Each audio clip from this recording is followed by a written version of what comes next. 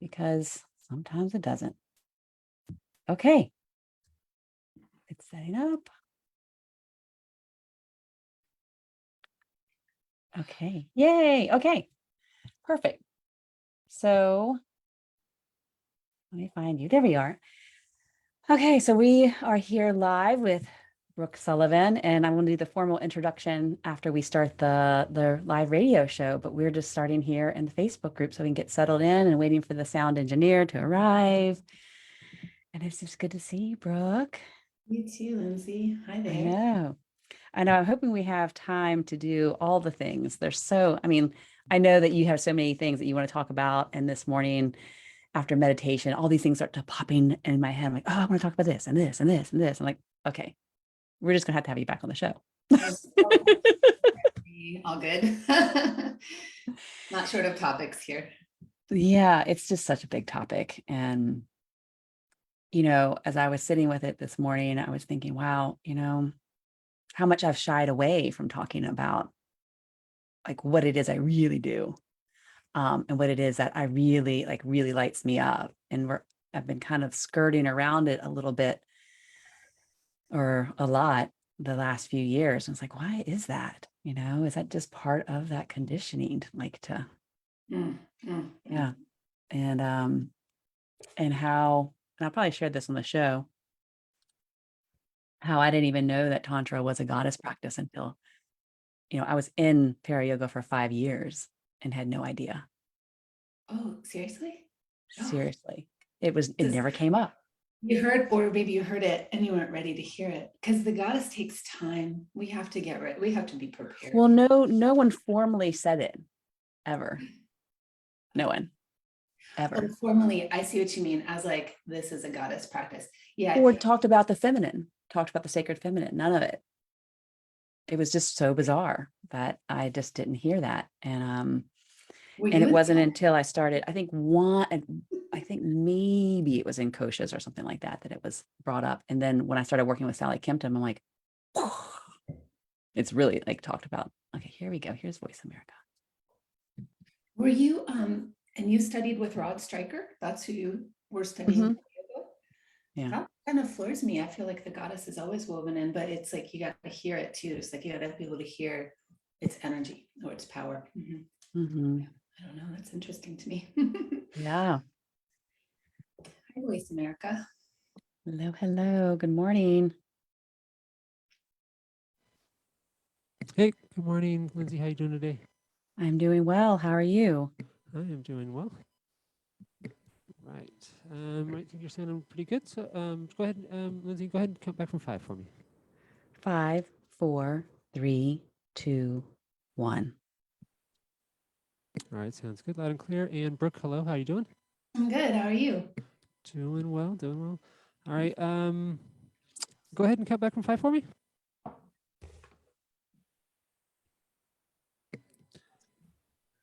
Hey, Brooke, can you hear? can you hear me, Brooke? Yeah. Do me a favor. I'm just going to check your sound. Count backwards from 5 for me. Oh, okay. 5, 4, 3. I should sit where I'm sitting. 5, 4, 3, 2, and 1. All right. So your sound is really echoey, kind of roomy. Do you have like a headset or microphone or anything like that you could use? I have a microphone. Let me put a little closer to my face. Oh, you have a microphone hooked up. Okay, perfect. All right. Well, how is this sounding as I'm moving my? Yeah, it's a lot better when it's closer. Okay. I think I have heard that before, but let me turn it up a little bit to my face. All right. How's that? 5. Right, yeah, go ahead and count back one more time. Okay. 5, 4, 3, 2, 1. All right, that's sounding a lot better. But I am going to have you turn up the mic a little bit if we can. It's just a little low. Mic monitor. Okay, see if that sounds. Hello, hello, hello. 5, 4, 3, 2, 1. I can turn on my computer too, see if that helps. 5, 4, 3, 2, 1. Yeah, that is sounding better there. Awesome. That's better. Okay. Oh yeah, you sound louder too. Okay. Okay. Well, if I sound louder, then maybe it turned. Does that have like? Does that control the speaker sound? What you're hearing as well? I think it's both. It's because I think it's going through internal and external. So here, I'll just turn it. How does that sound? So because you're not. Okay. Yeah, that sounds good there. That's good. Me too. Okay, great. Perfect. All right, perfect. Let me send a hello in the chat. Make sure that's coming through. Yep, it came through. Okay, excellent. All right, and we have about 1 minute till we get started. Okay. So when we go live, I'll just take a moment to have everyone just kind of drop in together, and then I'll introduce you, and then we'll get started. How do I close the chat so I don't see that? I don't know how Oh, just see the up arrow.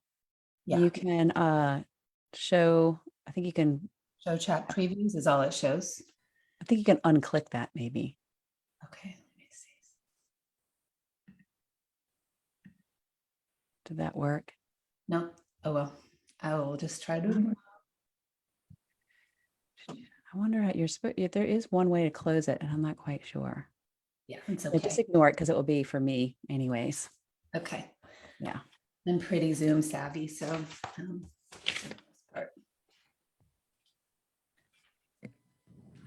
All right, we have about 10 seconds here. I'm going to send the Okay. feed your way. Have a good show. Thank you. you.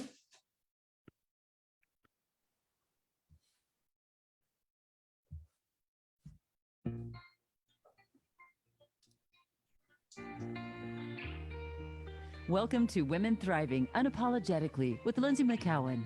Over the next hour, you will hear raw, honest, and inspiring conversation between Lynsie and her guests, discussing how to thrive, live joyfully, and abundantly in spite of life's challenges. Now, here is your host, Lynsie McKeown. Welcome, everyone, to Women Thriving Unapologetically. I'm your host, Lynsie McKeown, and we are here on the Voice America Empowerment Channel. And as always, I have another amazing guest. But before I introduce her, we're going to do what we always do. We're going to just drop in and connect. So wherever you are, if it's safe, you're not driving, you can close your eyes. You can do this standing, seated, or even lying down. And just take a moment here to feel into your body, noticing how you've landed in this very precious body in this unique moment in time. And then just begin to deepen your breath. Take 5 deep, full breaths. Perhaps bringing that breath all the way down into the belly. And consider, what would it be like if you could manage the energy of your body, the way that you feel, manage the energy of your thoughts and your emotions. What if you had that power to do so? Another breath in, another breath out. And you can stay here as long as you like, but if you're ready, you can come back to us so that we can invite in this very, very precious being, Brooke Sullivan, to help us understand what Tantra is. Tantra Yoga, Tantric Herbalism, and so that we can learn how we can be masterful with our energy, our time, and our precious resources. And so Brooke is a 500-hour yoga teacher. She is a yoga therapist, an initiate of the Himalayan Institute of Yoga Science and Philosophy. She's a certified tantric herbalist, certified Bach and FES, flower essence practitioner, and director of the Wild Temple School of Yoga and Herbal Wisdom. And now she has taught all over the place, including Yoga International, Kripalu Yoga and Meditation Center, the Southeast Women's Herbal Conference, and World Fest. And that's just to name a few. And I love that she is also one of the co-founders of her festival, because that is where I met her and fell in love with her. So I am excited to have her here, because she not only does all of these things, but she professionally mentors women or people to become the best versions of themselves, not just in their body, but also in the world, because it's her firm opinion that when people are living their best, most authentic versions of themselves, this is the way that we bring this beautiful world back into balance. So welcome, Brooke. I'm so happy you are here today. Thank you, Lynsie. Wow. I know you have such a rich bio, and you have been studying for such a long time, and it's so difficult to bring it all in a short intro. So we would definitely like give people a place to land where they can learn more about you at the end of the show, because it's just, I feel like I could just go on and on about you for the full length of the show. But we do want to get into this topic of Tantra. And you know, I was telling Brooke earlier before in the Facebook Live, because we go live in Women Thriving Unapologetically Facebook group while we're doing the live radio show, so that our members can watch and listen behind the scenes. And we were talking, I was sharing with her that, there's a tendency to this not understand what Tantra really is. And I've been shying away from sharing my passion for it for a while and feeling into why that is. So let's just start with the basics, like what is Tantra and what isn't it? Yeah, and why we need to almost reclaim this word so that it can be another tool that we have for humanity in dealing with climate crisis and polarization and really the fragmentation of our healthful structures. It's really valuable. And one of the things that I'm noticing is that I love etymology. And so I kind of went down this really nerdy path of how Tantra is an occult science. It's not a cult, it's an occult science. And what that means is occult just means hidden. Occult and cult have two totally different, very similar, but different root words. And so we're not in a cult when we're practicing Tantra, unless you are. I'm sure, there are definitely cults. But what I love about the Himalayan tradition that I come from is that it's really so broad. It's how the practitioners of all of these different areas, namely India, but also Japan, China, there's Buddhist Tantra, there's even Japanese Tantra. All of these kind of methodologies and systems have worked through people in a manner that has helped them adapt to the times. And so when we look at what Tantra is, just etymologically, tan, T-A-N, means to expand. And then tra has a couple definitions. One is beyond one's limitations. So it's helping us expand beyond the limitations of, say, the boxed in culture that we find ourselves living in, right? How can we break the rules wisely or create new paradigms if we're boxed? So Tantra can help with that.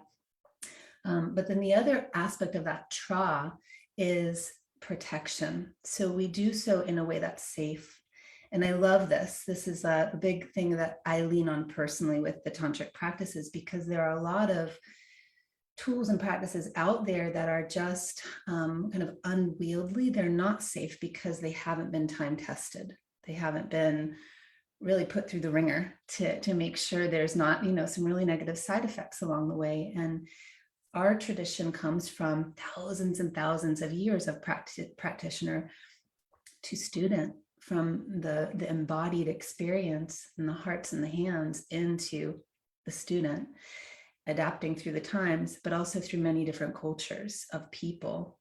And so it's not a cult necessarily, but it has been occulted, it has been hidden or eclipsed due to its esoteric nature. And so that's kind of why I wanted to have this show with you or talk with you, because I really believe that if we could understand in a mainstream way how Tantra Yoga benefits us, it can really meet the different kinds of minds that are really skeptical about these kind of practices. And yeah, I think I'll just pause here, because I will say that I have joined that side of things with the skeptical as much as I've equally jumped into the esoteric, magical, feeling the power and beauty, because I'm really tapped into the subtle realms. And I can explain what that means too. But yeah, I feel it has a place. And, for women thriving unapologetically, we need to reclaim the word Tantra and just educate people, really. Yeah. And I think there needs to be a re-education around it, because there's a lot of stigma around it. And, but also the fact that there was one thing that you said about how, like, Tra is this protective, creates this protection for us as we dive deeper into revealing the true nature of who we are and how we can step more fully into the world. And I think that's so important, especially as women who want to step in again, like, and move through some of the patriarchal conditioning, because it can be a very scary thing to do. And these practices don't keep us from harm necessarily, but they can actually help protect our mind in a way that's really powerful. And also, one of the definitions of Tra that I love is liberate, like this sense of freedom that we can, once we start to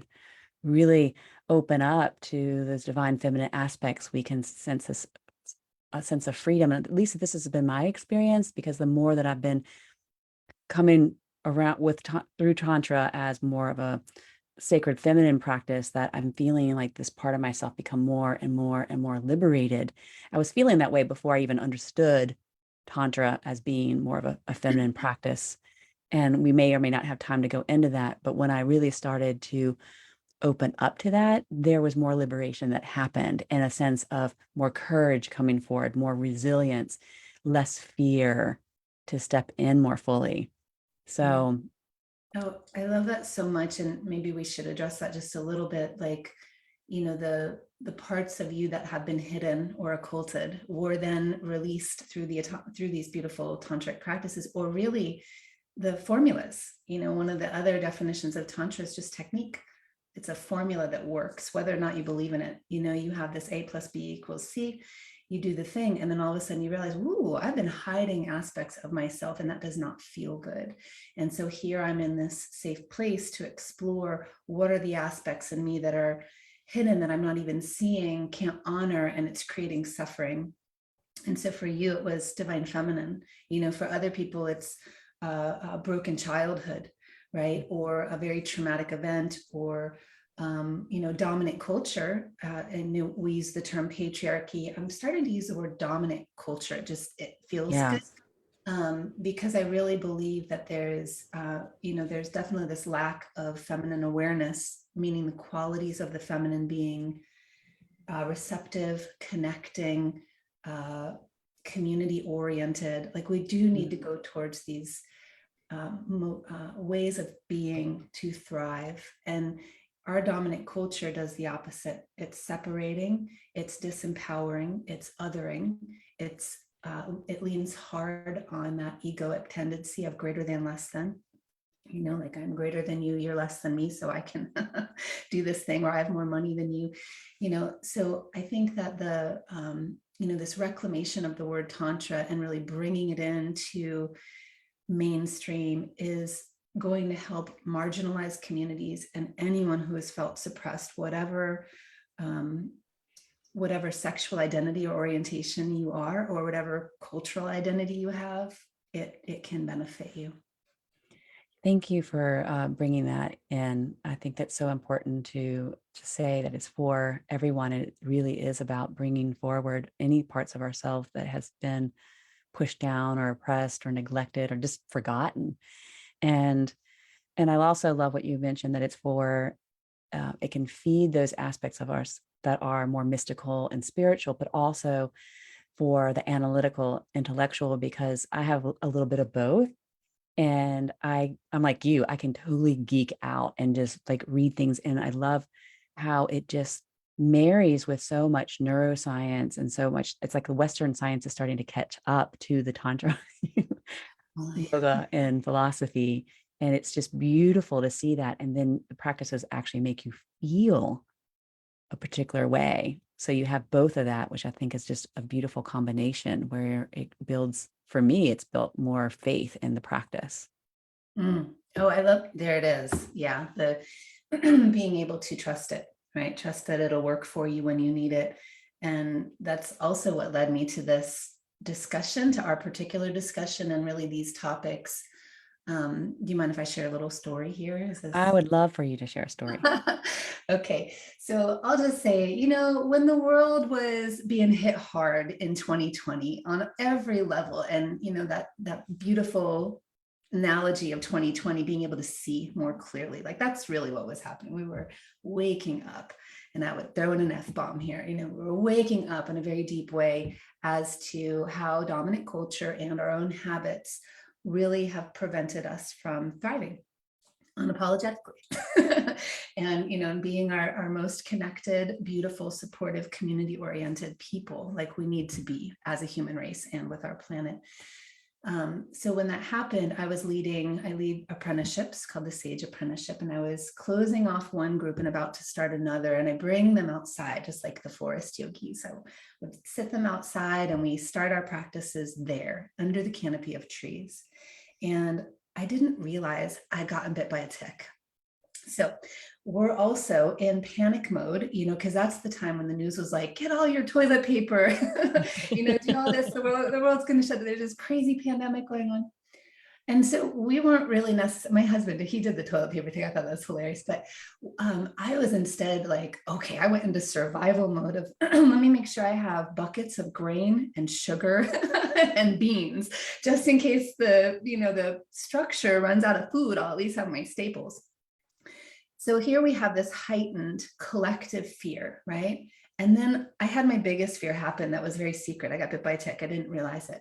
And I'm in this like almost petri dish of, you as a yoga teacher, you're with people very close in these rooms, and they're sweating, they're breathing on you. And everyone had been getting really sick, like really sick. There was this thing that was going around that was lasting 3 weeks. They were not able to explain it. I'm talking like my students at the time. And I think it could have been COVID or something like a SARS virus, whatever it was. I wound up catching both. I caught that, and I started to get this secret tick immune attack, right? The day the world shut down. So I went into a quarantine because I didn't want to expose to my family. I didn't even want to expose to my cat. It was back in the day where we didn't know, how it would affect the animals. Yeah. Yeah. And so it was, honestly, I don't want to go into it too much, because as we've learned through talk therapy, right? Sometimes when you're talking about your traumas, it can trigger more trauma. So this is one of the reasons why embodiment practices like Tantra Yoga is really helpful for trauma. Anyway, but what happened was, first week, I was like, heck yeah, I get like this like space to myself. I can unwind. I have like I'm doing my practice. I'm chanting, I'm drawing, I have my art in there. By week 2, I'm like, this is a little lonely.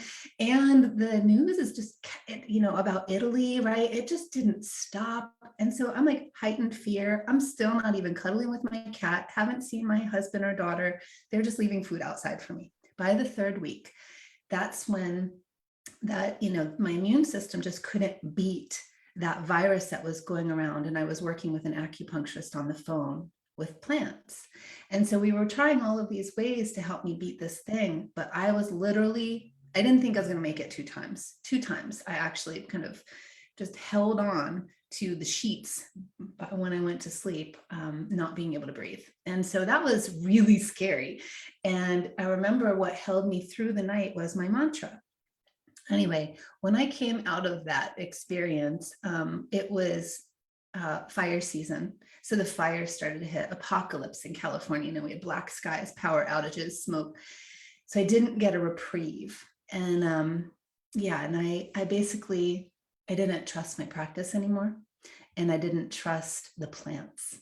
That is, these are both, I would say, my identity. Like I've really formed a deep relationship in 20 years of practice to my safe haven. That's how I find, it's how I regulate myself. It's how I feel strong. It's how I connect, all the things.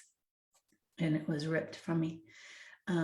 So it's taken me a couple of years to come back from that experience and doing a lot of work on the scientific realm of things. So I've been really studying neuroscience, really studying psychotherapy, working with psychologists, psychotherapists, even scientists. And what has happened is I let go of everything, but it's all coming back. I was like, no, it's Tantra Yoga has all of these aspects to it. You just didn't understand it in a way to apply it in the ways that you needed it at that time. And so from this really traumatic experience, I've been able to pull, like, how can Tantra yoga be defined in a way that really meets the needs of the public, where a lot of people are going through trauma, and we will continue to have people going through trauma, as well as we need really solid practices that empower people. It's another definition of Tantra. It's a science of power, right? It's really understanding right use of power. Even we need to have the good people powered up. Yeah. So we have these tools and techniques. And so what it boiled down to me being helpful for me with the same similar mind, I have a very scientific, logical mind, but I came in as like, just, it feels right. It feels connected. I'm seeing incredible experiences, both for me and my students, but I was really more mystically oriented. I'm really interested in like the subtle realms. I'm tuned in to being able to go really deep into subtle energy and like, and understanding the language for that, including in nature. And there are reasons why for that I'll spare you, but that's my education and that's my background. But what was happening is, by it all coming back, I realized Tantra yoga meets it all. It meets that scientific, logically oriented mind as equally as it meets the spiritual, mystically oriented mind. We could see this as right brain, left brain people. But then there's a third pillar where it's also helpful for people who are maybe not yogis, but really are interested and understand that there's a power and an intelligence in nature. They call it the lumen naturae, the old alchemists. And that intelligence in nature is prana. It's what Tantra talks about in its mystical lens. And so I'm going to pause there. So, Okay. It's so beautiful because, that Tantra is there for those that have the analytical mind. It's there for those that are really connected in an esoteric way and really in that mystical, spiritual way. But it's also for those that have this deep connection to nature. And what's beautiful is that when you start doing the practices is that you might not realize it, but all three of those parts are being fed, even though you didn't realize that there was a part of you that needed to be fed. And it provides that deep nourishment on all these different layers, because so often we tend to lean, oh, I'm just going to stay like I always am in nature, or I'm always kind of out there in the esoteric realm, or I'm always just in my analytical mind. But when you start doing the practices, it starts to feed those other parts of you, and those other parts start to wake up. And then, I mean, this has been my experience, and I'm like, oh, I have been undernourished. And we had this conversation couple of days ago, how I'm feeling undernourished again and what parts need to come in that need to be deeply fed. And so we have to go to break right now, but I want everyone to make sure that they come back, because we're going to dive in a little bit more into how we can get really deeply nourished and what does deep nourishment actually mean. It's not, because we might have a skewed perception. We might not even realize how undernourished we are. So we are speaking with Brooke Sullivan, yoga therapist extraordinaire, and we're here. We'll be right back after this short break. Good segment. All clear. Back in 2. Okay. We got 2 minutes. Girl, way to tie that in. I love it. That was beautiful. So how are you feeling? Great. Good. It's flowing good. I was like, sometimes you have too many thoughts that you're like, oh, there might be a jam. I know. I get that as well. Like when I have all these different questions and trying to keep track of the train of thought, like where we're going, where the guest is going, and where I want to go. And most of the time it's just like, well, just let it go. Just let it go and flow. And this is just such a beautiful conversation to be having, because it's so near and dear to my heart. And yesterday I had a migraine and I had to do a pre-record with a guest who is in New Zealand. And so we couldn't do it live because that's like an obnoxious hour of the morning for her. And it was just so rough, because when you're in physical pain, it's just hard to be really fully present. Sometimes I can do it really well, more if I'm, teaching a movement style class, an asana class, but it was just so rough. And then I woke up today and I thought about the topic we're talking about, and I was like, yeah. And it was just such a beautiful realization. I was like, God, this really does light me up. This really does light me up. I'm so glad to have been here for you too. Oh yeah. And so for those of you in the Facebook group, Brooke was such a beautiful soul sister who came in as a guest. I'll tell you after we're gonna have to go back, so I have to be quiet now. All right, 10 seconds.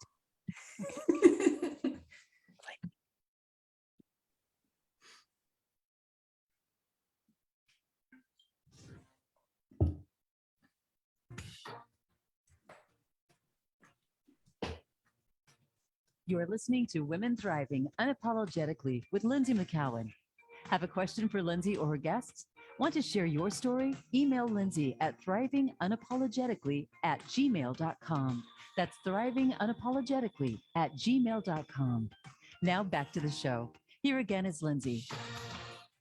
Welcome back, everyone, to Women Thriving Unapologetically. I'm here today with Brooke Sullivan, and we're talking all things Tantra. Well, not all things, because we wouldn't have time for that, but we are talking about what Tantra is, Tantra Yoga, and we're going to dive into how this ancient wisdom can really help us get deeply nourished.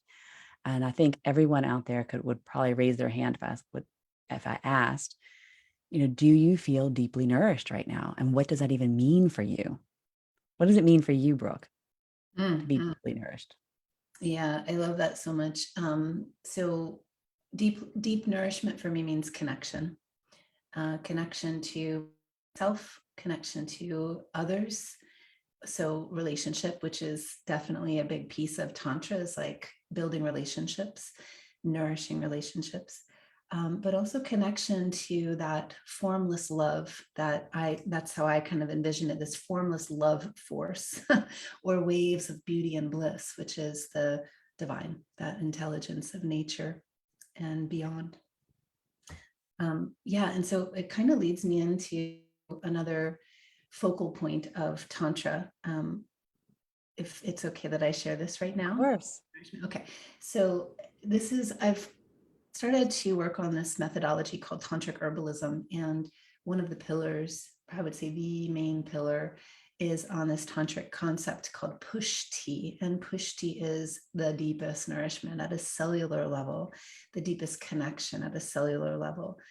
And when we look when we're not fed, when we're undernourished, it can look like we're thirsting for something, or we have this unsatiable or insatiable hunger to maybe accomplish something or to acquire something.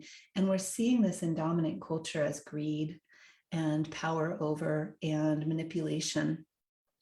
And we can if we were to look at a human being as potential, as this, you were a baby once, you were, loved, you are loved, you're loved by someone, and yet you maybe perhaps have turned into this thing that's really doing harm to society. How the tantrics in this light of pushti would look at it is you're undernourished. And so how can we as a community start to really make sure that all of our community members are being nourished, that their needs are being met on a basic level? And so if we were to boil this back down to, or turn back to these three methodologies of Tantra Yoga that I'm pulling into our conversation right now, or how I've oriented it. If we were just to look at the physical body, say, and the physical body, as we age, it's deteriorating. If it's not met with the right nutrition, then systems stop operating optimally. We can look to the first methodology, this logical mind of what a practice does, right? And so a practice, we'll say asana with the breath work, is just a formula. And the behind the scenes understanding of these formulas are, if you are an anatomist or really interested in anatomy and physiology, you can understand that there is a really beneficial formulaic effect of doing certain practices over others, like forward folds will help the body stretch the low back, will help to kind of open up the hamstrings. You can feel a release there, and it releases tension and stress in both the body and the mind. But as a tantric, you start to learn, in yoga therapy, you start to learn that we orient practices around the spine, because the spine is that central column for awakening. On a physiological level, forward folds have a formulaic effect of decreasing stress. They trigger the parasympathetic nervous system by triggering your vagus nerve, right? And there's all of this kind of yogic science around this works, right? And so there's a formula here, as well as there's a lot of science, and neurologists are realizing this, and psychologists are realizing that just exhaling longer than your inhalation helps to relieve us of our excess carbon dioxide, our metabolic waste, but it's also triggering to the parasympathetic nervous system, which helps us sleep, for example, relax. And then I can continue. There's all of these aspects of how asana is this therapeutic approach that meets the logical mind because it's results-based. I'll share one last example. There's this kind of term called co-regulation in the psychological field, and this is based off of this one is this Hebb's law: 2 neurons that fire together wire together. Mm-hmm. And so what that means is, if we're doing a daily practice and it's with a teacher or guide, or even with a group, right? We are, as a community, or just with that one-on-one person, we are co-regulating our nervous system. So if I show up super stressed out, and the person who is guiding us, or the teacher, is really anchored in their calm, in their tranquility, in their presence, that will naturally regulate me, and our neurons will fire together. And here we have that idea of connection. We connect at a very deep level. We're connecting ourselves to our more tranquil, stable state of mind and body. And it connects us all as community. It's like, I see this as good community service, right? Keep your nervous system strong, keep your, your health as optimized as best as possible, so that you can help co-regulate others around you. And there's tons of studies in science that's about this. It's basically in early childhood development is where a lot of this science comes from. And you can look at, I would spit out all the different names, but yeah, there's lots of science around this. And because it comes back to that relationship. And like, you start with the relationship to yourself. And we as teachers always say this, you have to do the inner work, and people get tired of hearing that. But hearing like what you're explaining here, if you do that, you're actually in that co-regulatory state where you're actually doing great service for yourself and great service for your community all at the same time. And you feel better. Yeah. Just by doing your practice. And it doesn't have to be an hour and a half long practice, 20 minutes.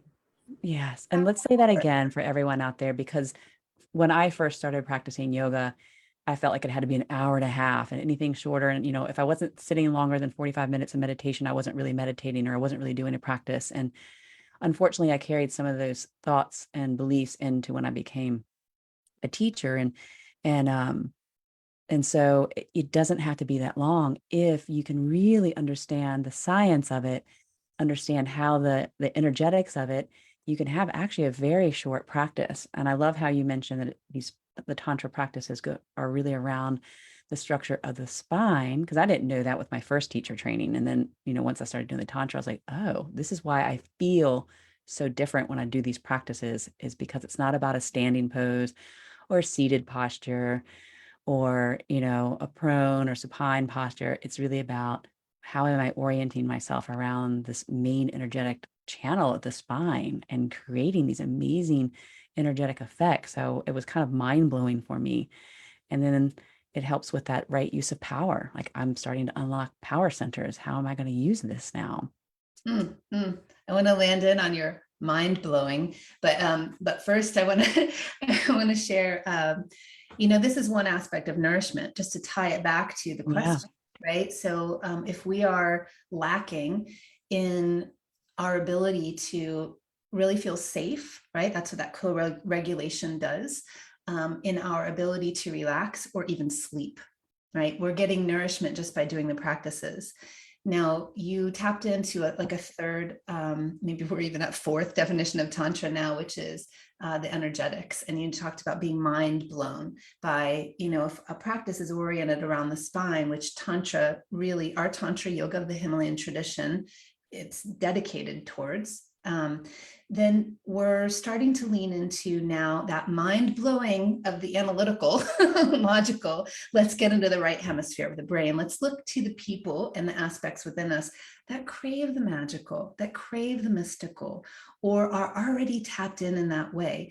We can get nourished by recognizing that it's all energy or prana, which is what Tantra is a science of. It's a science of energy. So I really want us to be very clear for those of you who are really curious about the mystical and the magical, or you are really attracted to vibrational energies or energy medicine. Tantra is a science of it, period. And Shakti is power. So we have prana and Shakti. Prana Shakti is the awakened intelligence of power, and that's Mother Nature. So that brings us to that third element. But I just wanted to share, when we are now, say we're looking to Tantra Yoga to meet the need of that aspect of ourselves because we're undernourished there, or we just want to feed it, right? Now we're looking more at what is specifically Tantra. Kundalini Yoga is specifically Tantra. And I'm not talking Yogi Bhajan Kundalini. That's one branded version of a system, an ancient system that awakens the dormancy within us. And that dormancy is our full potential. It's that thriving unapologetically, unimpeded, unshakable, right? With complete faith. It's the God self within, meeting the God self or unself or formless all around. And so that system, the methodology, it's based on the chakras. So people are really familiar with the chakras. That is called Kundalini Yoga. We have another system called Sandia Yoga, and this is even more occulted. It's more hidden, it's more esoteric in Tantra. And I love this one because I understand it. And when I learned this, I was like, oh, this makes complete sense to me. But Sandia is based off of the liminal times of dawn and dusk. And it just means that like the twilight hours. And so what it is it's an oral tradition passed down through teacher to student. You can't find this in the books. You can, but it's so codified that it's like, meh, I have no idea what you're talking about. But this esoteric language is a way of being able to work with energy and systematize a practice that gets you into that, like into the really deeper hidden aspects of yourself. So why you think the thoughts you do, why you have the conditionings that you do.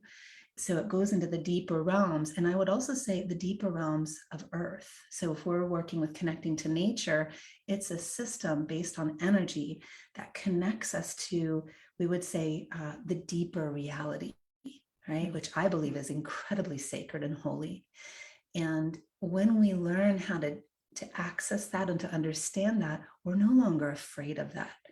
And that's really deeply nourishing, as equally as those same practices can bring us into what's called higher reality, right? So we have that term higher reality, which is most of what classical yoga talks about. But that higher reality can be disengaging and disassociating. It can transcend mind and transcend body in a way that we're not really connected to nature anymore. We're not really connected to our habits and patterns. And Tantra is like, nah, we need to have the tools to deal with the mess. Like one of our goddesses is called Matangi, and she is the goddess of the compost heap. Like we need the compost to thrive. We need the mycelium to thrive. And when we aren't connecting to that, even as spiritual seekers, we are undernourished. And that is one of the things that I learned in my trauma experience, right? Was I was still not diving deep into those shadowy, broken parts. For me, was trauma that started at an early age 2, right? So how do you know? It's not like in your conscious awareness. But the practice of Sandia Yoga and the logical mind, just the formulas, they're just formulas, they work. It then brings you into that deeper realm of deeper reality, connects the nervous system and all the synapses. and into higher reality, where now you can go into bliss. You can move into that third eye kind of pineal gland, this Amrit honeyed wave. The honeyed wave. Oh, that just makes my whole body light up when you say the honeyed wave. And I definitely want to come back to that. But I was just thinking when you were talking about how doing these practices that really get down deep into that compost heap and really being able to have the practices that help us work through all the mess that's there. Like we need that, because you can actually do practices that make you, give you a more enlightened state. I'm not going to say full enlightenment, but and yet you might not have dealt with what's down there and the compost, and that doesn't leave us in a very grounded place, and it can actually lead us to do things that might be amoral or immoral. I don't know, what is that the same thing, amoral, immoral? I want to give you a dictionary. I'll say, yeah, let's go with it. Sometimes I make up words. I do too. We're gonna have fun together. Yeah. And so it's important to not overlook them of going down there into the compost pile and just having and cleaning that up and learning from it and letting that be the rich, fertile void and soils where you can start to become nourished, because until you clean that up, then it's just a compost pile and it's just icky. And then really just bringing in that element of, okay, earth, like how can we reconnect to nature and get the nourishment from her? And it's not just through food, but so I want to talk about that when we come back from break. Is that okay with you, Brooke? I think that's a perfect place to wrap up. Okay. So for those of you listening, please don't go anywhere. We're having an incredible conversation with Brooke Sullivan. And during this break, if you like, you can run over, or just go over you can't run over to my website, but you can look it up, because doors are now open for the Awaken the Divine Feminine program, where you can discover your power and find your voice and claim your space through these sacred practices and through the goddess archetype. So if you want to learn more, go over there. My website is lynsiemckeown.com, and we'll be right back after this short break. All right, nicely done. All clear. Back in two. I always say the weirdest things on the breaks, leaning in and leaning out. So yeah, we have, I definitely want to get back into the nourishment for sure in the honeyed wave. I think those are two things, and then have plenty of time for people to learn how they can connect and learn from you and stuff that you have coming up, which is a lot. Well, let's get, I know I want to land into the earth. You left it at the earth, so I need to get into the third pillar and how this is for nourishment. Yeah. I think it's all flowing pretty beautifully. Thank you, Lynsie, for the guidance.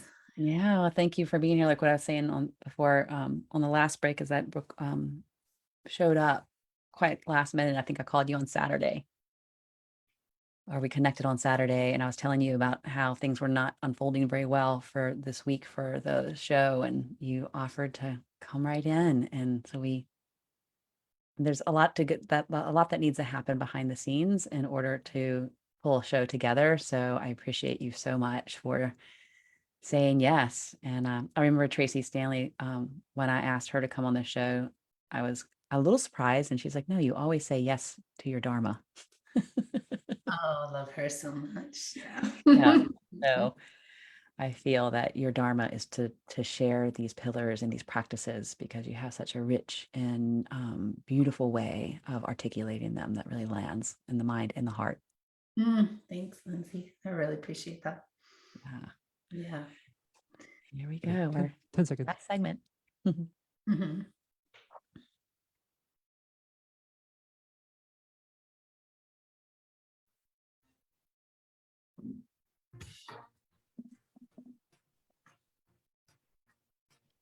You're listening to Women Thriving Unapologetically with Lynsie McKeown. Have a question for Lynsie or her guests? Want to share your story? Email Lynsie at thrivingunapologetically@gmail.com. That's thrivingunapologetically@gmail.com. Now back to the show. Here again is Lynsie. Welcome back, everyone, to Women Thriving Unapologetically. We're here with Brooke Sullivan, and we are talking about getting deeply nourished through Tantra Yoga practices. So we're going to dive right back in, because we left talking about the 3 pillars of how to get deeply nourished, and we're on pillar number 3. Yeah, this is like the topic most close to my heart. I guess all of them are, because I love Tantra, all things Tantra. So the third pillar, and I'll just recap the first 2, and we're kind of looking at Tantra as a methodology of practice that can meet us as we meet the world and lead us to better connection, better relationships to others and ourselves, as well as to deep nourishment. And also, if we're really practicing, lead us to this idea of connection to bliss, inspiration, that is called the honeyed wave in the Rig Veda. And so the first pillar was logical orientation of results-based practices that is firmly rooted in science. And I'm talking from neurology to psychotherapy to, anatomy, all the things. And then we have the second, which is more spiritual, mystical oriented. And this is Kundalini Yoga approach, as well as something called Sandia Yoga approach. And that's the twilight language of the sages. The third is this nature orientation. Tantra is a philosophy or a worldview that believes that we're all connected. We are one web of being. And when you pull one thread, or one thread breaks, the rest of the web is weak. And so when we have a whole society that is really broken or not thriving, then the web can't be healthy. It can't be viable. And so there's this approach of tending to the inner world in a way that it can affect and beautify and strengthen our outer world. It's also the macrocosm meeting the microcosm, cleaning up the planet, doing, river cleanups, cleaning up pollution, making sure that you're recycling, tending to community and volunteering, things like that, this tending to the external world that can nourish your inner world. And so that's kind of the basic of macrocosm, microcosm worldview that Tantra offers. Now, one of the foundations of Tantra, though, is largely rooted in Ayurveda. And Ayurveda, Yoga, and Tantra all share the same philosophical backbone called Sandia Yoga. And in this philosophy, it's based off of 5-element theory. So 5 elements are, as you know, earth, fire, water, air, and ether. When you learn Ayurveda, you learn that these elements are also connected to our senses: smelling, tasting, touching, hearing, and seeing. And so when you are a yoga therapist or an Ayurvedic practitioner, you start to learn how to work with the elements and our senses in a way that becomes a connecting, healing, formulaic, results-based practice, where if you, for example, are needing more sleep, you're ungrounded, you're kind of all over the place, you're constantly on the computer, you can start to work with the earth element and bring in more root vegetables, really feeling your feet on the bare earth, maybe even putting jadamamsi or some kind of lavender oil on your feet before you go to sleep. So it's this earth element connection, these practices that ground you and create balance. So it's deeply nourishing on that level. In the tantric perspective, you have that scientific approach, but you also have the energetic approach, the mystical, that which can touch into deeper and deeper and deeper realms, as well as higher, more exalted, more expansive realms. And this is based off of what kind of plant you're working with, Some plants have an affinity towards the physical body, such as digestives work on digestion, nervines work on the nervous system.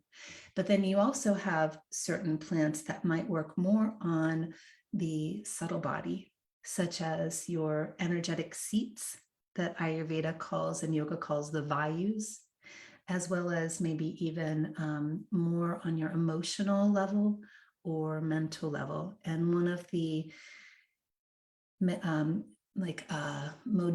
or therapeutic tools plant-wise is flower essence therapy or even homeopathy. So you work with energy medicine to affect the more subtle realm. So flower essences are, the whole domain is working on psycho-spiritual imbalances and balancing them so that you are thriving, so that basically, and to use tantric terms, the prana is flowing smoothly so that the health of the body can be strong and you're meeting your part of the work in the world. You're in alignment to that beautiful cosmic web. And when we're not in that alignment, that's when we're suffering. So a lot of people don't realize that their disconnection from nature, their, too much technology, being indoors all the time, not getting outside, never walking barefoot, being afraid of eating the apples off of a tree, that kind of thing. It's actually deeply malnourishing. And so when we can have a guide, like an herbalist or an herbal clinician or a tantric herbalist guide us, or even a naturalist or someone that's, a botanist, somebody that we can feel safe with, that can bring us out into nature and start to connect us, we are working with an incredible power, a huge power of support. And the more we do that, not only are we supported, but we learn how to love nature and we learn how to respect nature. And that is absolutely needed for us to thrive, for our communities to thrive, and for our planet to thrive. I love that because I think we just get so busy in our lives and so just buried in the chaos and the tech that we've lost this connection to nature. And when we've lost that connection, we don't remember how important it is until you start to bring it back in. And it's like, I use this analogy when we talked on Saturday, is that of the starving vampire. And sometimes some people, when I first met my partner, before we were even dating, she described me as a starving vampire because there was something that was not quite nourishing me that we couldn't name. And so, I feel like this is how a lot of us feel. There's like, we feel deeply undernourished in some way, but we can't name what it is because we're so far removed from it. And then when you start to bring it back in, it's just like, oh, you start to feel fed a little bit or a lot of it. And suddenly the lights go off, or I'll come back on, I should say. And I love how what you mentioned is that when we are not aligned with nature, that's when we suffer. That's when we suffer. And then when we become realigned with that, then we become deeply nourished. We start to have more respect for nature and for each other because it's all connected. So thank you for sharing that, because that just really resonates very much with me. And I'm sure it does with a lot of the women that are listening to this show. Yeah, absolutely. And thank you for sharing that, your clarity around it and kind of like how the practice is informing you and giving you deeper insights. And I really feel that what you shared, I want to just remind people that it's not easy. Like when we're meeting these aspects of ourselves that have been long lost and forgotten, or have been completely shunned and shamed and not allowed, right? Which is a lot of what's going on right now.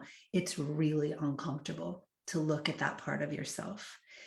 The beauty of Tantra is it's like everything is sacred, like the mess and the beauty is all sacred, which can be really hard to understand in the moment.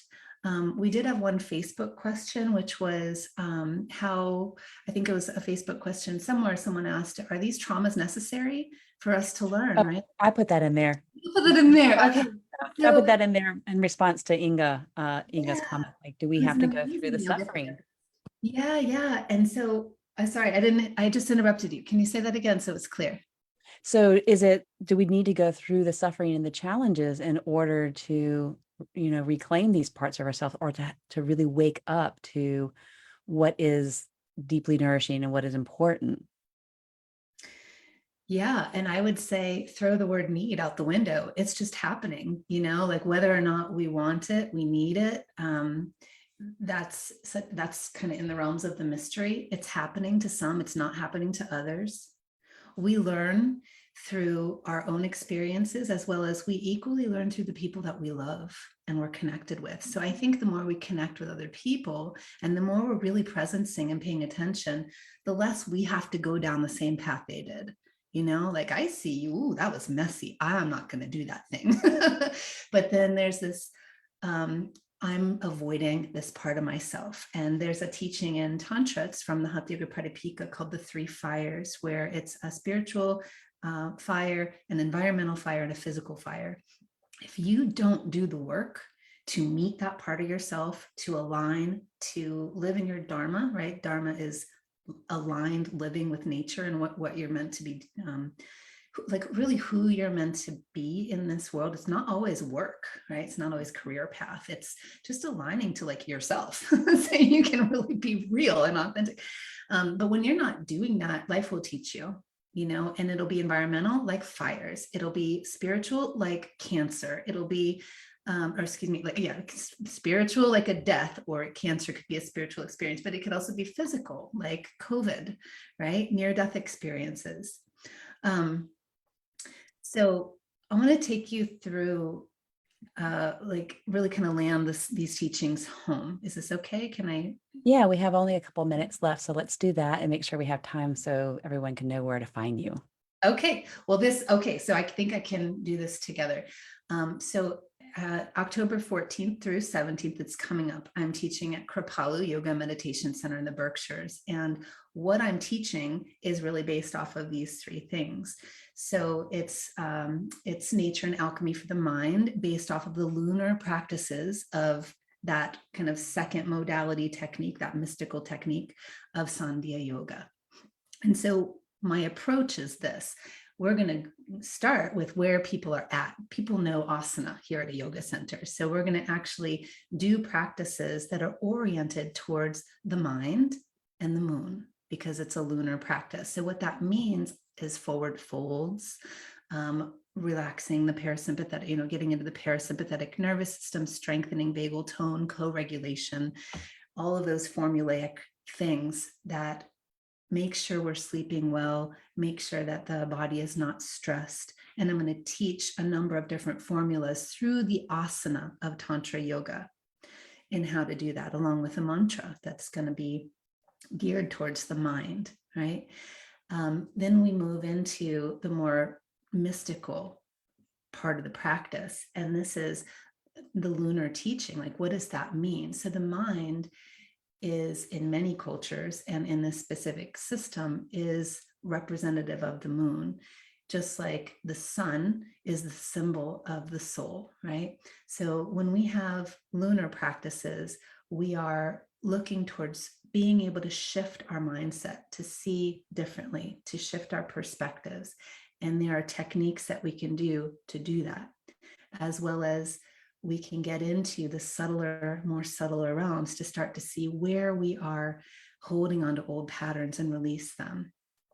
The third piece is the nature piece, where Kripalu has like hundreds of trails. So we're going to go out and actually meditate with the plants and work with the plants to augment that physical formulaic practice and this more esoteric lunar approach with specific nervines and like nervous system and mind plants, right? To get in deeper, to get in more subtle, in a way that then starts to tap people into that, oh, I feel the flow. I feel this connection to that inspiration inside of me, that presence that knows, okay, I'm holding on to this thought, that pattern. This is the block. I'm going to start opening up those pathways.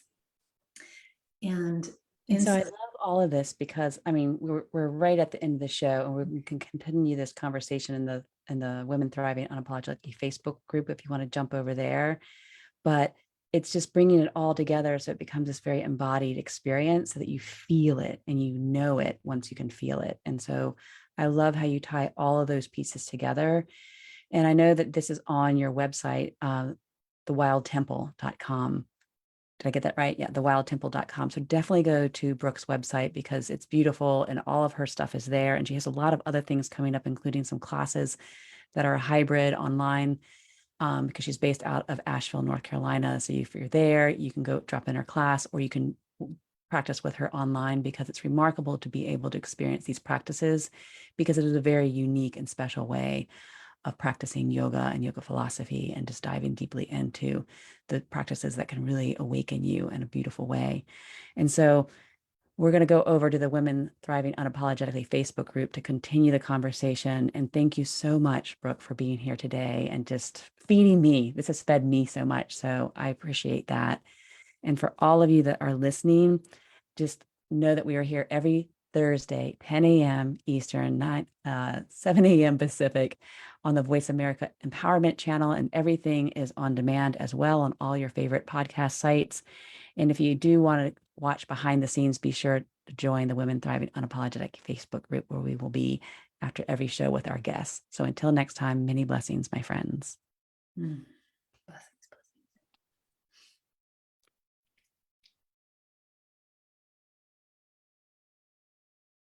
All right, so we are clear. We did go over quite a bit there. So on the live feed, it would have probably cut you off there. I just kept recording though, so we got the whole show recorded. So that'll go up for the podcast. Okay, great. Thank you so much. Where did we get cut off? Somewhere in the after Brooke stopped and you were talking there, it would have been at the top of the hour there. So it cut off that, like it would have refreshed the page and kind of cut that off. So people would have maybe had refresh and maybe heard it, but it would have cut off. So to change over the graphics. Okay, thank you. You're welcome. All right, take care. Bye. So we're still recording, so we can record this, and the whole everything will be recorded that I can give to you, and you can post wherever you want to post it. And it'll be on my YouTube channel as well. So not all is lost. So I can put this on my own podcast too then, and share it that way, or no? Would that be Yeah, you can do that. I mean, I don't care. Just, tag me, and I mean, obviously the show is referenced because we're talking. yeah, and I could But I want and stuff, and but it'll be a way to reach more people. Yeah, I love that. I think it's really important. And for everyone that's still listening, and I appreciate you saying the dominant culture, because I'm trying to move away from saying patriarchy as well. And so every time I hear the dominant culture, it's just reminding me to come back to using that. And that dominant culture is to be fearful of sharing and not collaborating. And the part of the beautiful thing about these practices and the working with the sacred feminine is it brings us back into being like, oh yeah, share it. Just, let's all collaborate together. And that's something that I felt was very deeply undernourished in me, because just of my history of not trusting women, and and I can trace it all the way back to certain things that happened when I was in childhood and then forward, just to keep reinforcing that. And it's just, the past few years where I'm like, wow, it's really that connection, the relationships that are feeding me, and that part of me that needs to be really, really deeply nourished through those connections. And so when people say, can I share this wherever you want to share it? I'm like, yeah, do that, because there's a part of me maybe 5 years ago that would have been like, it's just interesting to have that experience of how these practices are shifting my perspective and how I am in my body, and that it's in the collaboration and the sharing and coming together that we get fed at such a beautiful, deep level, and kind of break through some of that dominant culture. Like, you have to be number one, you have to be competitive, you have to isolate yourself in order to stand out, all of those things. So that was a really long answer to your question. I'm going to make a t-shirt that says, just wait for it. It's coming. And I'll have listen to my spiral talk. I'll get to the point. Oh no, I'm always spiraling. I am so always spiraling. So I'm just going to jump over to the Facebook group to see if there's any questions here. Let's see. That's not where I want to be. Let me go. Hopefully, I got the memo in time. I know this was like let's pull this show together quickly to be there. Here we are. Okay, I don't see any questions here, but we can, if we have anything that we want to follow through with, I'm going to put all the information with your links and what you're up to and what you're sharing in the Facebook group as well as on the YouTube channel. And there was one thing that was kind of popped into my head, and this is not really like Tantra, but when you were talking about 2020 as hindsight, how many decades have we been like saying that? Did we like manifest that? Did we create that and bring that into reality? I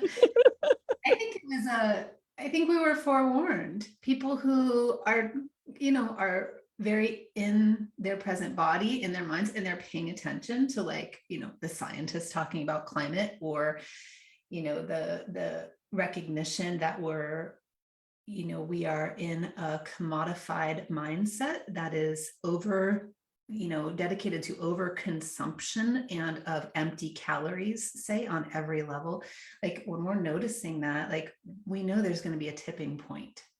And so in the health fields, because I know I started really dedicating myself about 22 years ago, 2000 is when I started. And I really feel that, this was being talked about then. And it was basically, hold on to your panties. We're in for a ride. Better get ready. So I've been getting ready, which is what confused me to be smacked so hard when it actually hit. I was like, oh, I thought I was better prepared for this. And then the lessons, right? What I realized is I hadn't healed complex PTSD. I didn't even realize I had it. I didn't know what it was. I didn't know the symptoms. It wasn't around. It wasn't available. It wasn't talked about very much. And I had seen a therapist, when I was young, never talked about. It was just, let's put some drugs on you. But the awareness of the people who are aware, whatever, culture, path of practice they dedicate themselves to, they know it was coming. I do want to wrap up one thing, because I was kind of cut off. And I hope I made sense. Sometimes when I don't have a lot of time, I kind of jumble things. But my whole point was, when we work with the analytical mind and the results-based practices, they're all really results-based practices, by the way. And then we're working with the practices that are guaranteed to work on the subtle realms, which is what Tantra is it's a masterful science of, right? When we bring those two together, it, in energetic terms, potentizes it. In regular common day language, it augments it. It makes them more powerful. When we start to bring in the energy science with the material physical science, it will make it greater than, have more effect and more power in creating change. When you add in this third component, which is my specialty of Tantric Herbalism, it's then bringing in the plants as power. Mother Nature, who is power, herself, itself, they self, that is now augmenting it a third time. And when you really, as an herbalist, understand what the benefits, through the therapeutic lens, through the formulaic effects of the plants are for people, with the formulaic therapeutic asana sequences, with the formulaic energetic sequences, you weave all three together, and there you have an incredible system for change. Now, I haven't had any experience around the flower essences except for at the Her Festival when you introduced that. I mean, I already know, for me personally, what the other two pillars have done for me. And I'm very excited to try to weave in this third pillar, because these formulas, like you say, they do work. And just bringing in one more element in a time where everything feels in chaos, I feel like is, a gift, and it's a necessity to bring in as many of these tools as possible, because sometimes if we only lean into one, there's that other part of us that's not quite fully nourished.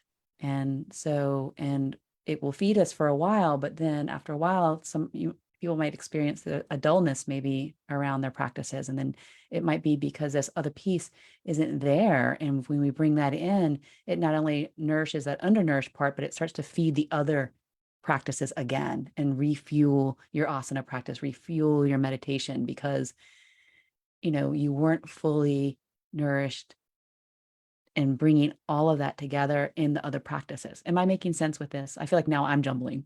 No, that's really clear. So basically you're saying that no matter which gateway you step into, it's going to, and you work with all three of them. So you say, get a lot of practices, but here it's like, no, let's just work with three systems. So we're not taking on too much. But if we look at it through the three lenses, then when we do all three of them as like this unified force, even if it's just all two right now, Lynsie, like if that's your skill base, that's going to really heal and reveal the parts of you that are undernourished and allow you to nourish them. As well as, I love to hear you say the word inspired, because this is bringing us into that honeyed wave when we are like in bliss, like this feels so good, this is inspiring, it's nurturing on like every level, it's connecting. That is going to inspire you to do these practices. And for some, that's just walking in nature, getting away, like shutting down the screens, going outside, and maybe walking in a pine forest where all of the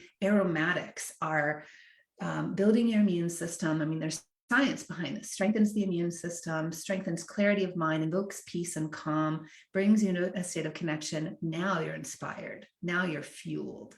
Then you bring that to your practice. So that's what I'm teaching with the Tantric Herbalism is let's not forget about this. Like, you don't have to be a masterful herbalist to practice this. You can just love or learn to love. I teach this, I have this self-study program called the Yogi's Apothecary, and I've just recorded module 1, but it's basically like, just get in the kitchen, learn your spices, and we look at it through the tantric lens of alchemy in the kitchen. And it's amazing, like the healing at the deepest level of what occurs here. And then it becomes this inspirational tool that then inspires you to do these other, just like a breathing practice, 3 minutes every couple times a day, and then bam, life changing. And there's science behind this. Look at TM meditation. They have over 600 documented studies of how just regular rest 2 times a day can completely change your life. Wow. And by rest, that doesn't mean taking a nap. For them, it's actually focusing on a mantra while relaxing. And there's another scientist that did a lot of work on, like a cardiologist, Herbert something. He wrote The Relaxation Response. He did a study on transcendental meditation. He was basically saying that it doesn't really matter the word that you use, as long as it's like repeating probably a word that is connecting your heart, your passion, your love, but it focuses the mind, and you're resting as you do it. It can be life-changing. Tantra, on the other hand, it's like it knows a little bit more about the science behind why we choose certain words and things like that. So we're getting more into where psychology ends. Psychology doesn't go to the soul, the light of the soul, and the many different layers to the light of the soul. Tantra does. I think I just went kind of a little big there, but my whole point was when we bring all these through, which is what I'm doing with Tantric Herbalism, what I'm teaching at Kripalu, and that's the 14th to 16th. But what's really cool is the Yoga Therapy Association, the Sitar conference, is happening the very next day. So all the scientists of yoga therapy are happening in Kripalu at the same time. But that's what I'm bringing for the layperson of, hey, like you like to garden, how about doing some stretches and breathing too? Is this part of you undernourished? Maybe it's your own upbringing, like you said, some traumas around relationship that you had as a young child. Honestly, when we look at epigenetics, right, and microbiome that we inherit from our genes of our ancestors, we're really inheriting their stress. So this is where working with ancestral healing is really helpful too. And that's a nature component as well. Yeah.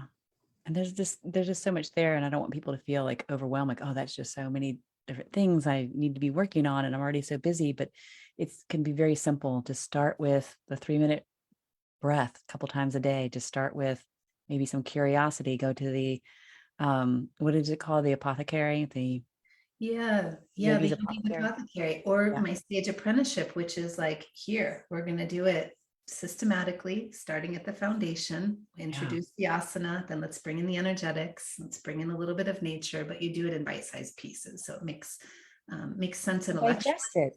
And you're digesting it. Yeah. And then the body is like, oh, I am welcoming in this next technique, and it's not overwhelming. Yeah.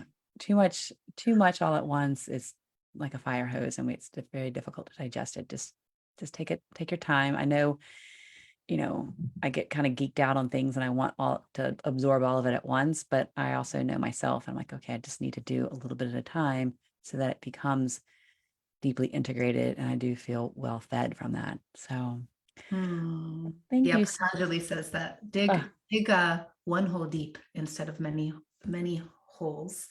Yeah. Dig one hole deeply and well. Yeah, a deep well. A deep well. And all the wells lead to the same river, right? That's the Buddha saying, all to the same source.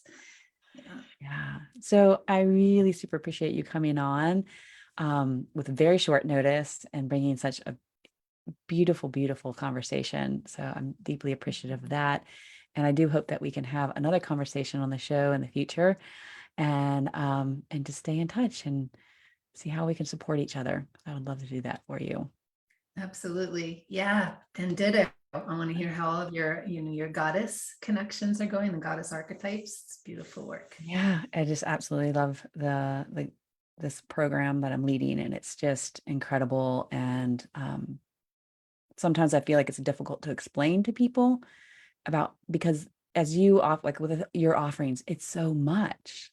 And you can't tell everyone every single thing that you're going to get out of it because you're not quite sure what will land with them and what won't land with them. But you just when you offer these practices, they hold so much within them. So you can't say, you don't want to overflood them with what it's going to be offering that for them.